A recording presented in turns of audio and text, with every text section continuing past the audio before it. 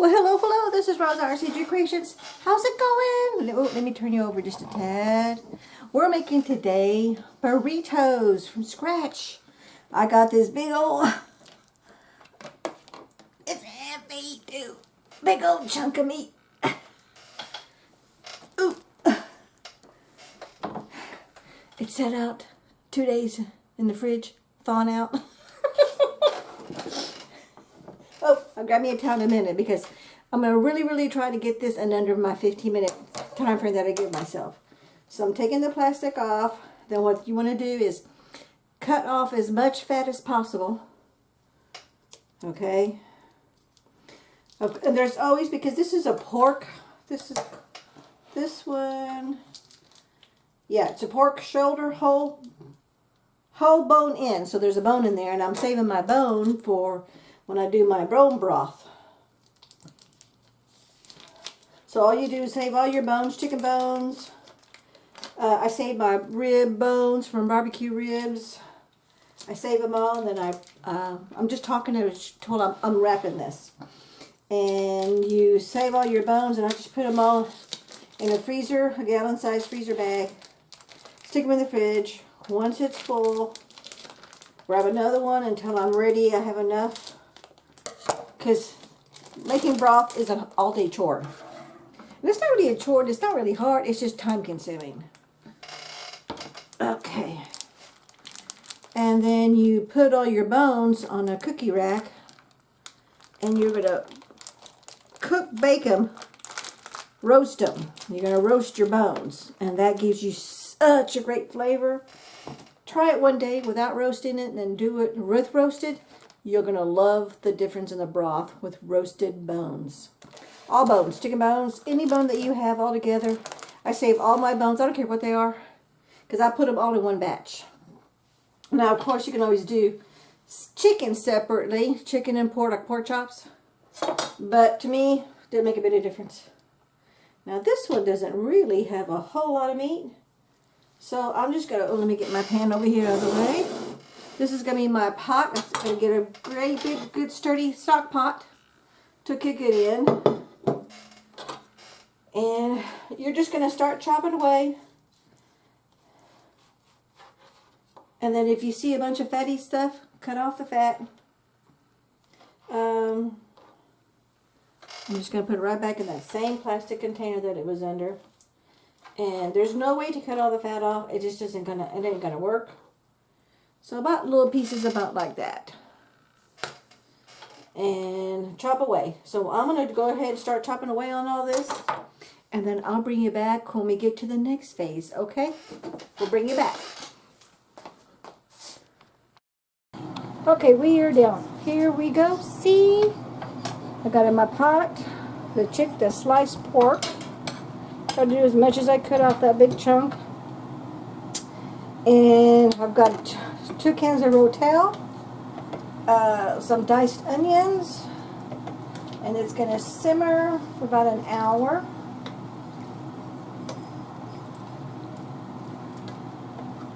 And then I'm just going to stir it all up. My onions were frozen, so they're going to thaw out. Oops. See that big chunk of onion right there? Bring it close. See that big chunk of onion? Right down the spoon. It'll dissolve with the heat. Now we're going to add some. I have my homemade taco seasoning next. I'm going to use the last of this one. And then we have some store-bought one too.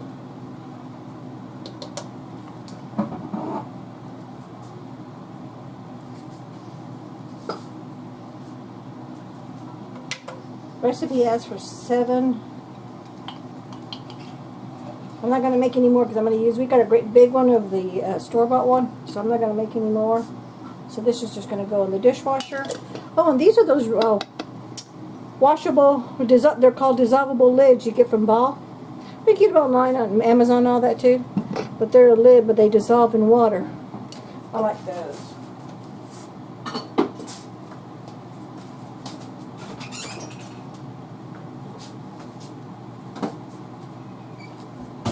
But you see the difference in the color between homemade and store-bought? And hers is better. Here, hubby, mine's better. Not as salty as the rest of Yeah, it's not as salty. Because when you make your own, you get to control every ingredient that's in there. So it asks for 7 tablespoons. 1, 2, that was 2, 3. I'm only going to put 5. And then I'm going to save this and we'll add it halfway through. If I need to add more, I add more. Oh, I just spilled. Look at that. I just spilled right there. There we go. Another video with the spillage. Maybe I'll never get into a video that's going to have no spillage. I don't know. So let me stir this up.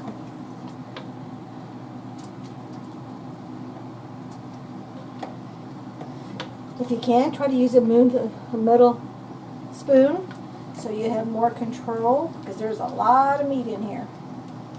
And make sure, if you can, use a heavy stock pot.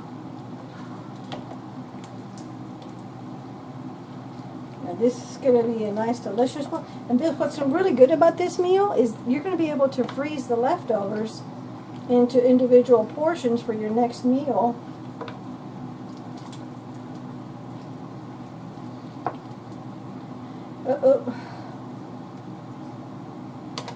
That one looks like it's a bunch of fat. I'm going to take that out. I don't know how that got in there.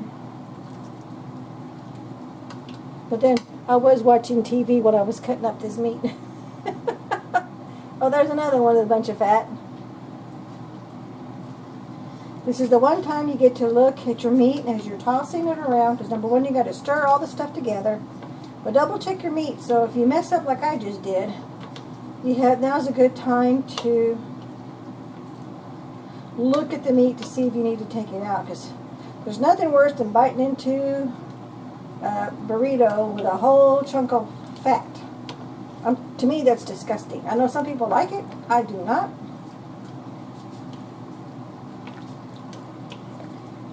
But when this is all said and done, once it gets a lot more simmer, I'm going to put an emulsion blender to it and make it a little bit looser, a little bit chopped up. It was just going to take too much time if I just really chopped it up really fine. Plus, as it cooks with all this liquid, it's going to loosen it up a little bit. Not a little bit, not a lot. Okay, so I think I'm done. And I'm going to get a lid, put on this thing. Then I'm going to put this on a low simmer, like about a number 2. I have numbers 1 to 10. I'm going to put it like at 2, and we're going to let it simmer for an hour. But wait, I'm going to get my lid. I'm going to show you something. I just want to make sure this is the right lid. Okay, hubby's telling me yes, it is. I forgot. We're going to add beans, and I've got my own processed beans. These were pinto beans I did in October 2020. But I'm not going to add these until the last 30 minutes because these are already processed. And I don't want them to get all mushy. I want them to be as whole as possible. So that's going to be in the last 30 minutes, and it's basically just to heat them up is all I'm going to be doing. After that, this is it. There's nothing else you need to do.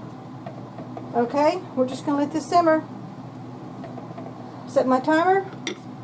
Let it simmer, and we'll bring you back for the taste test. Okay, we are back. 2 hours later, the meat has gotten really tender. I've already got some shredded some up to get ready.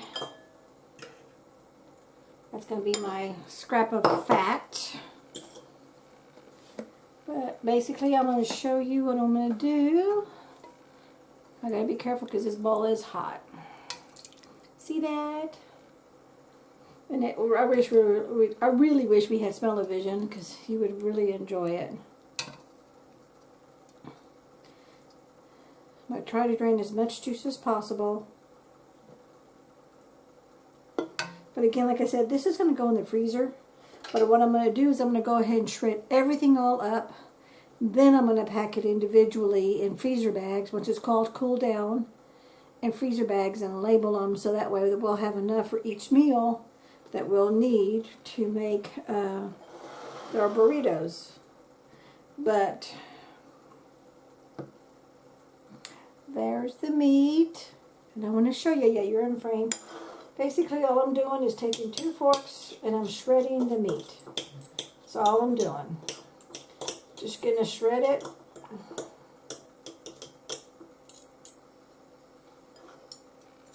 Don't pay attention to this because this is a piece of fat. But there you go. That's all you're doing. So let's do a quick little taste test because I'm going to be here for probably another 30 minutes. And you don't need to see me do that. Here is some shredded ones with some beans and Rotel. And I ended up putting all 4 jars because with beans, you never know. Even though I put exactly 1 cup of beans in the pint jars, excuse me, 1/2 cup in the pint jars, 1 full cup in the quart jars, you never know what it's going to make. Some of them turn into a little mush, but a lot of them were saved. But here they are, and let's do the taste test.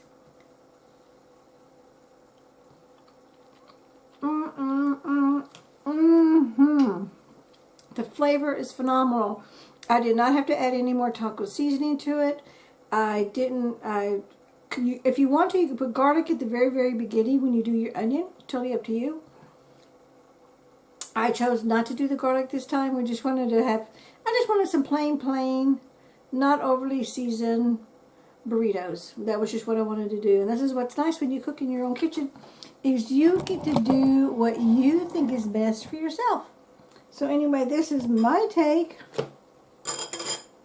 Let me bring this up. On making your own homemade burritos from scratch. Thank you so much for watching. We'll catch you in the next video. Bye-bye.